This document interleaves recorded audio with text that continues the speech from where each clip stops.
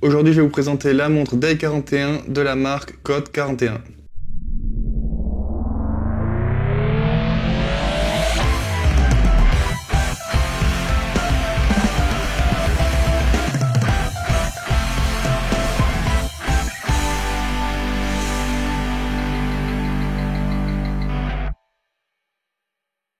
Donc personnellement, je connaissais déjà cette marque puisque je la vois souvent sur les groupes Facebook de montres, mais j'en avais jamais vu en vrai. Je me suis dit que ça pouvait être cool de vous faire une vidéo dessus et vous donner mon avis.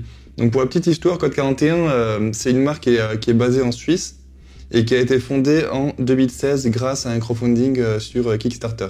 Et le truc cool que j'ai appris sur cette marque, justement en me renseignant pour faire cette review, c'est qu'en fait sur le site, je vous ai mis le lien en description du site, vous avez le prix de revient, la marge qu'applique Code 41 et la provenance des pièces. Donc ça c'est assez rare pour qu'une marque fasse ça, et encore plus dans le domaine de l'horlogerie où généralement voilà, toutes les infos sont compliquées à avoir. C'est un milieu qui est très opaque à ce niveau-là, et Code 41 fait tout l'inverse. Et franchement, je sais même pas si même en dehors de l'horlogerie, il y a beaucoup de marques qui font ça, je pense pas. En tout cas, moi, c'est la première fois que je voyais ça, donc ça m'a surpris. Et en plus, ils font ça pour tous leurs modèles. Je crois qu'en tout, ils ont 6 modèles, plus la Mecascape, qui est une sorte de carte avec mouvement automatique. Et pour le coup, j'aimerais bien l'avoir en vrai, celle-ci aussi. Donc avant de commencer, il faut savoir qu'il existe 3 couleurs de boîtier différentes pour la 40 mm. Donc moi, j'ai une 40 mm là entre les mains. Et moi, j'ai choisi la couleur anthracite. Donc il y a une noire, une anthracite et une silver sans traitement de surface. Et pour la 37 mm, qui est un modèle un peu plus féminin, on a 5 versions différentes. Donc on rajoute une version avec des diamants et une version couleur rose gold. Donc elle est équipée des mouvements suisses STP 615. Donc c'est un mouvement à remontage automatique d'origine suisse. On a une précision de 0 à plus 15 secondes par jour et une réserve de marche de 44 heures. Donc à l'avant, on a un saphir plat avec un traitement anti-reflet. Et à l'arrière, pareil, on a aussi un saphir. Le boîtier il est en acier inoxydable 316L, la couronne elle est pas vissée et l'étanchéité elle est de 10 atmosphères ou 10 bars 100 mètres, ce qui suffit pour aller nager tranquillement avec. Pour une montre de ce style, on a une épaisseur tout à fait correcte puisqu'elle est de 10,5 mm et la distance entre cornes est de 44 mm pour celle qui fait 37 mm et elle est de 47 mm pour celle-ci. Alors pour les bracelets, moi j'ai choisi de vous montrer le Rubber noir et celui en métal. Je vous fais défiler quelques photos avec d'autres configurations puisque ça change totalement la montre suivant la couleur du boîtier et du type de bracelet.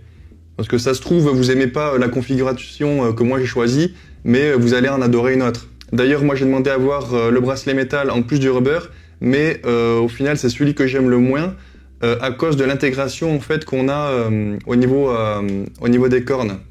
Moi personnellement, j'aurais préféré de quelque chose un peu plus intégré dans les cornes. Du coup, je préfère largement le bracelet rubber, mais j'ai l'impression que la plupart des gens qui ont acheté cette Day 41 l'ont prise avec le bracelet métal. Donc dites-moi en commentaire si vous aimez. Personnellement, je préfère largement sur le rubber.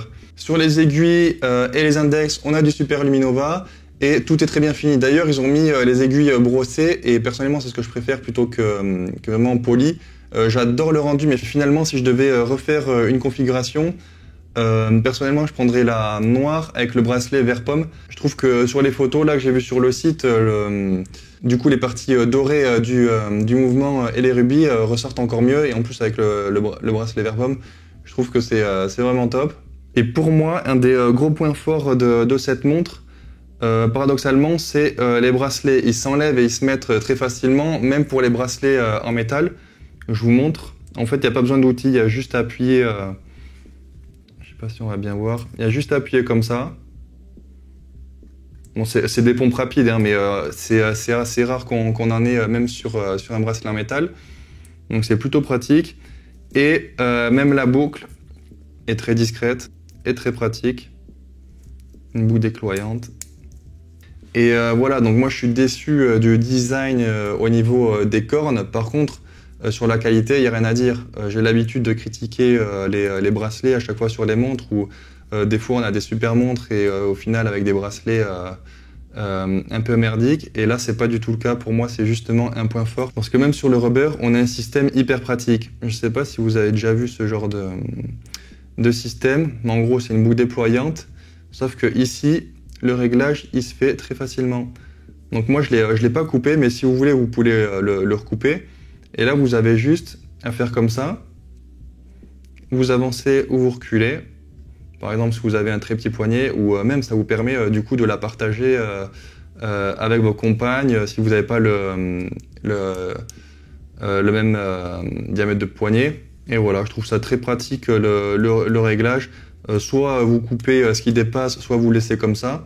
C'est juste une histoire de confort. Moi, j'ai essayé en le laissant, on sent rien du tout. Et si je dois quand même dire un défaut, c'est, vous allez voir, quand le bracelet est fermé comme ça, on n'est pas à la même hauteur. Ici, on est plus bas que là, mais bon, ça c'est vraiment histoire de critiquer un peu. Sinon, le système, c'est un des meilleurs que j'ai vu sur un rubber avec boucle déployante. Il est top. Je vais vous montrer sur mon poignet rapidement. Voilà, donc moi j'ai un poignet tout à fait dans la moyenne puisqu'il mesure 17,5 cm et c'est un diamètre de montre aussi standard, 40 mm. Donc voilà, c'est l'idéal, mais si mon poignet serait un peu plus grand ou un peu plus petit, ça serait aussi bien. Pour le prix, on la trouve à partir de 1358 €. Ensuite, ça dépend évidemment du bracelet, de la couleur, etc. La plus chère, il me semble que c'est la version en 37 mm avec les diamants. Donc si la montre vous intéresse ou vous voulez simplement aller voir le coût de production, l'origine des pièces, etc. comme je vous ai dit, je vous mets le lien dans la description. N'hésitez pas aussi à aller voir mon site, mes réseaux sociaux et tout ce que je fais. Bon mode.